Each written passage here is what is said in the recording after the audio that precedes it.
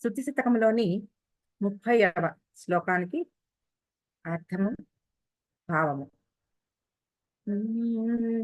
మునిజన మనోధామ్నే ధామ్నే వచోమయ జాహ్నవీ హిమగిరితట ప్రాగ్భాగాయాక్షరాయ పరాత్మనే విహరణజుషే కాంచీ దేశే మహేశ్వరలోచన త్రితయ సరస క్రీడా సౌధాంగణాయ నమో నమః.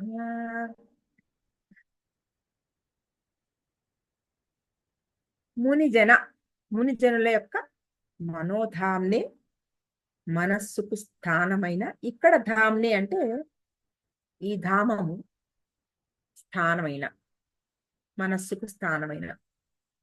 ఇంకో ధామ్నే ఉంది కదా, ఈ ధామం అంటే తేజస్సు, తేజస్వరూపమైన ధామ్నే, తేజస్వరూపమైనట్టి. వచోమయ, వాక్కుల రూపమైన. జాహ్నవి, గంగానది అంటే జన్మ మహర్షి పుత్రిక ఆవిడ. హిమగిరి తట, హిమాలయ సానువులు అంటే హిమాలయ కొండల మీద. ప్రాగ్భాగాయ, ఎత్తైన. ప్రాగ్ అంటే ముందు, ముందు భాగమైన, ఎత్తైన ఆ ముందు భాగమైన. అక్షరాయ, శాశ్వతమైనట్టి లేదా నాశనం లేని. పరాత్మనే, పరమాత్మ స్వరూపమైన. కాంచీదేశే, కాంచీనగరమందు. విహరణ జుషే, విహరణమును పొందిన. ఆల్రెడీ అంటే అక్కడ ఆవిడ ఉంది, ఆ విహరణం పొందింది ఆవిడ అంటే అక్కడ తిరుగుతోందనమాట. మహేశ్వర, శివుని యొక్క. లోచన త్రితయ, మూడు కన్నుల. సరస క్రీడా, సరసముగా ఆడుకొను. సౌధాంగణాయ, ప్రాసాదము ముంగిలి అయిన. అంటే సౌధాంగణాయ అంటే సౌధము అంటే పెద్ద మేడ, అంగణము అంటే ముందు భాగం అన్నమాట. నమో నమః, మాటి మాటికి నమస్కారం. ఆ ప్రాసాదము ముంగిలి అయిన కామాక్షిదేవి, ఆయన కంటికి ఒక పెద్ద మేడలాగా, ఆ మేడ ముందర భాగంలాగా ఆవిడ రూపం ఉందన్నమాట. అలాగా అలా కనబడుతున్న ఆవిడికి నమో నమః, మాటి మాటికి నమస్కారం. ఇందులో మనకి సౌందర్యలహరిలో కూడా 45వ శ్లోకంలో అరాళై స్వాభావియ దానిలో చివరికి చక్షుర్ స్మరదహన చక్షుర్ మధులిహ. స్మరదహన చక్షు, స్మరదహనుడు ఆయన యొక్క చక్షు కళ్ళకి మధులిహ అంటే ఒక మకరందం లాంటి రూపం అని అందులో చెప్పారు. అలాగా ఇందులో కూడా మహేశ్వరలోచన త్రితయ, మూడు కళ్ళతో చూస్తున్నట్టు ఆవిడని. మూడో కన్ను అంటే అగ్ని కదా, కానీ ఆవిడని చూస్తున్నప్పుడు అది అగ్నిగా లేదు, చల్లబడిపోయింది. ఆ మూడు కళ్ళతోటి నిండుగా ఆవిడని చూస్తున్నాడు అనమాట ఆయన పూర్తిగా. అంటే ఇప్పుడు మనము ఏదైనా ఒక చోట చాలా ఇష్టమైన ఒకటి కనబడినప్పుడు ఇంకా ఇంకా అంటే ఇప్పుడు టెంపుల్ వెళ్ళినప్పుడు మీరు భావన చేస్తే ఆ రూపం ఇంకా ఇంకా తనివి తీరనట్టుగా ఉంటుంది చూడండి. ఎంతసేపు చూసినా కళ్ళలా లాక్కుంటూ ఉంటుంది ఆ రూపం. కళ్ళు మాటి మాటికి వెళ్ళి అక్కడే ఇరుక్కుంటూ ఉంటాయి. అటువంటి ఆ అద్భుతమైన ప్రకాశ రూపం అన్నమాట. ఆ రూపము ఎలాగంటే మహేశ్వరలోచన తిరితయ సరస క్రీడా సౌధాంగణాయ. ఆయన కళ్ళు ఆటలాడుకునేందుకు ఒక పెద్ద మేడ లాంటిది. అంటే ఇప్పుడు ఆడుకోవడానికి పిల్లలకి చూడండి, మీరు పెద్ద పెద్ద మేడలు ఉంటే పైన కింద పైన కింద ఎంత పరుగులు పెట్టి ఆడుకుంటారో. వాళ్ళకి అసలు అలసట అనేది ఉండదు. ఎంత పైకి ఎక్కుతారో కిందకి దిగుతారో, ఎంత పరుగులు పెడతారో, ఆనందం, ఏదో ఆనందం ఆ పరుగులు పెడుతూ ఆడుకుంటూ ఉంటే. అటువంటి ఆ ఆనందం ఏముంటుందో అలా ఆయన కళ్ళకి ఒక పెద్ద సౌధంలాగా ఆవిడ ఉంటే, ఆ రూపం, ఆ మొహం, రూపం ఆ పెద్ద సౌధానికి ముందర భాగంలాగా చెప్తున్నారు. అటువంటి ఆ సౌధాంగణానికి నమో నమః, మాటి మాటికి నమస్కారం. మునిజన మనోధామ్ని, మునిజనుల యొక్క మనస్సుకి, ఆ మనస్సు అనే నివాసానికి ధామ్ని, పరంజ్యోతి ఆవిడ. ఆ నివాసంలో ఒక ఒక నివాసం, ఒక ఇల్లు ఉంటే ఇంట్లో వెలుగు కావాలి కదా, దీపం కావాలి. దీపం లేకపోతే చీకటి. కాబట్టి అటువంటి ఆ మునుల యొక్క మనస్సు అనే ఆ నివాస స్థలంలో ఆవిడే జ్యోతి. వచోమయ జాహ్నవి హిమగిరి తట. ఇప్పుడు హిమగిరి చాలా ఎత్తైన కొండలవి. ఆ ముందు భాగంలో ఏ అడ్డాలు ఉండవు. ఇప్పుడు గంగ అక్కడ నుంచి కిందకి దూకుతోందంటే దూకడమే. గంగ ప్రవాహం ఎలా ఉంటుంది? ఏమన్నా అడ్డు ఆపు ఉంటే అక్కడి నుంచి మళ్ళా దారి చూసుకుంటూ వస్తుంది. కానీ అసలు పైనుంచి ఏ అడ్డు లేని చోట ముందు భాగం, ఆ ముందు భాగానికి ఏం అడ్డు లేదు. అక్కడ పైనుంచి ఒక దూకు, దూకినట్టే. అటువంటి ఆ జాహ్నవి ప్రయాణం ఎలా ఉంటుందో ఆ హిమగిరి తటంలో, అటువంటి వచోమయ, ఆవిడ వచోమయ ఏమిటి? ఆవిడ ఉపాసన ఏమిటి? అన్ని ఆవిడ చెప్పినవన్నీ, ఆవిడ ఆవిడ నుంచి వచ్చిన శృతులు పురాణాలు అన్నీ కూడా, వేదాంతాలు ఇవన్నీ కూడా, వేద వేదాంతాలు ఇవన్నీ ఆవిడ వచోమయమే కదా. ఆ వచోమయం అంతా ఎలా ఉంది? హిమగిరి తట ప్రాగ్భాగాయ, అటువంటి ఆ పైనుంచి ఎలా దూకుతోందో గంగ ప్రవాహం ఎంత ఆ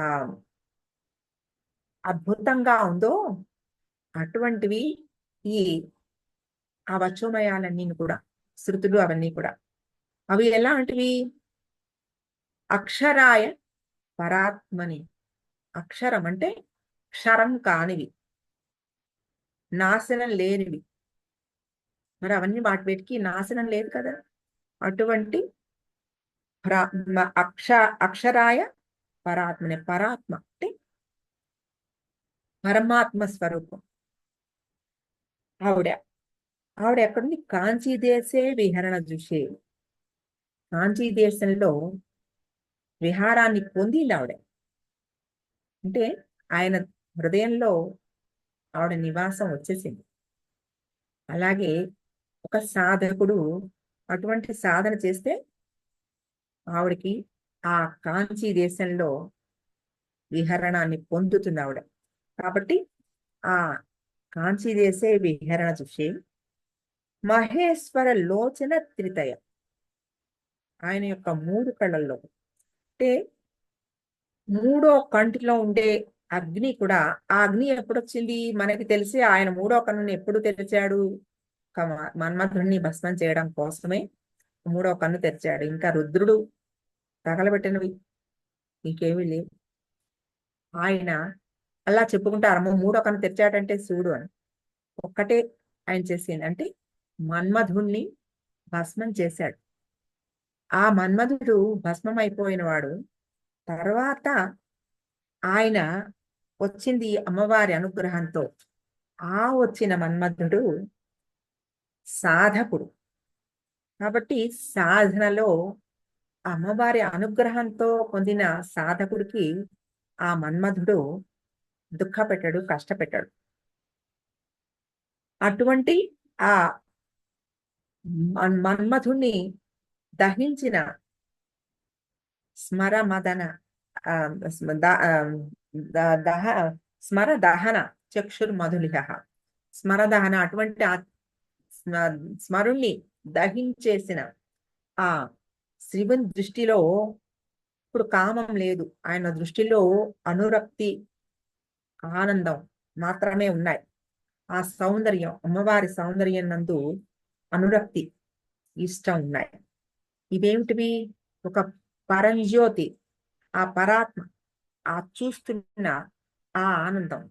ఇదేమిటిది? ఊర్ధ్వ దిశగా సాధకుడిలో కుండలిని శక్తి ప్రయాణం చేస్తున్నప్పుడు జరిగే ఒక ఆనందం. ఈ ఆనందంలో ఇంకా వేరే ఏ రకమైన ఆ భావాలు లేవు. అటువంటి పరిపూర్ణమైన ప్రేమ అన్నమాట. ఆ అమ్మవారి వంక చూస్తున్న దృష్టిలో పరిపూర్ణమైన ప్రేమ.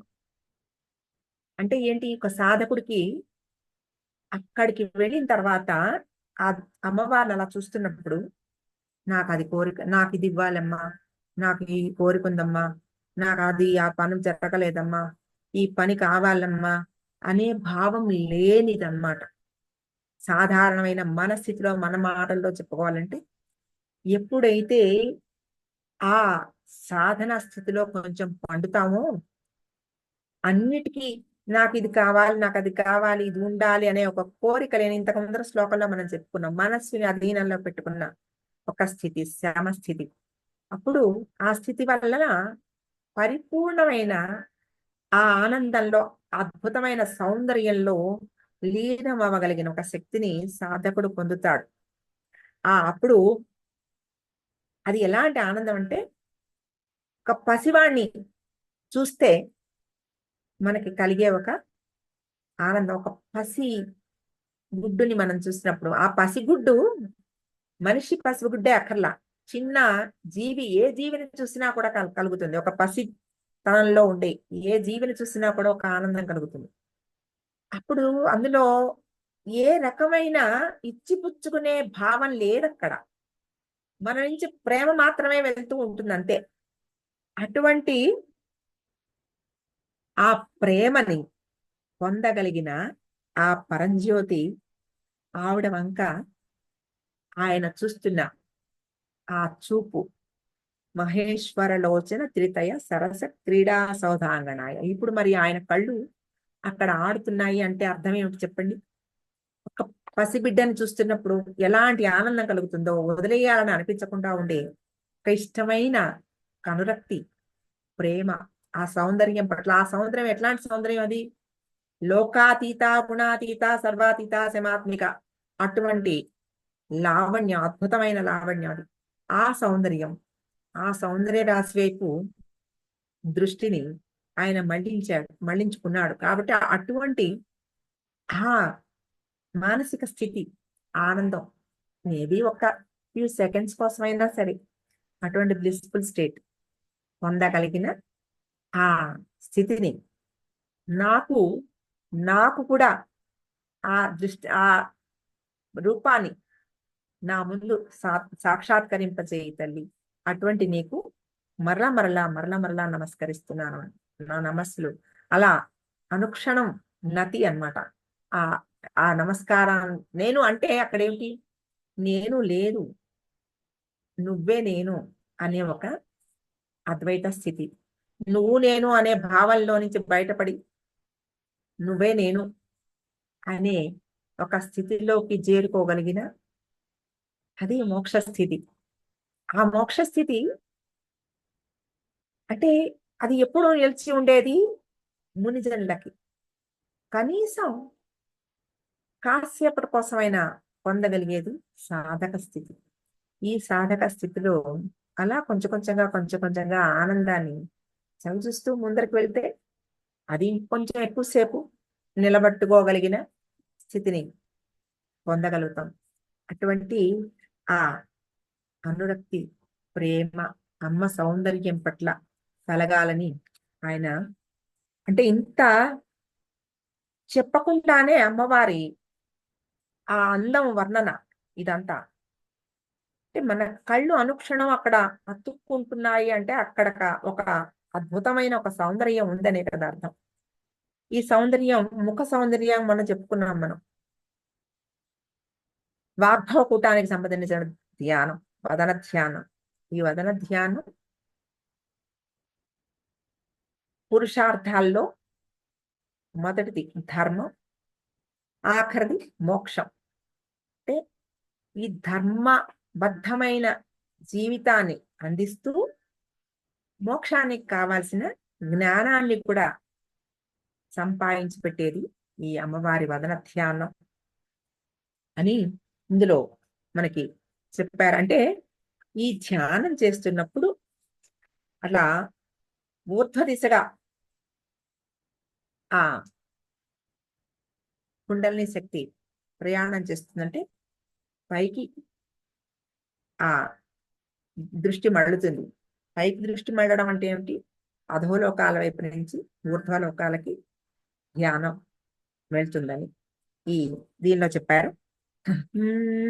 ముని జన మనోధామ్నే ధామ్నే వచోమయ జాహ్నవీ హిమగిరి తట ప్రాగ్భాగాయాక్షరాయ పరాత్మని విహరణజుషే కాంచీ దేశే మహేశ్వరలోచన త్రితయ సరస క్రీడా సౌధాంగణాయ నమో నమః.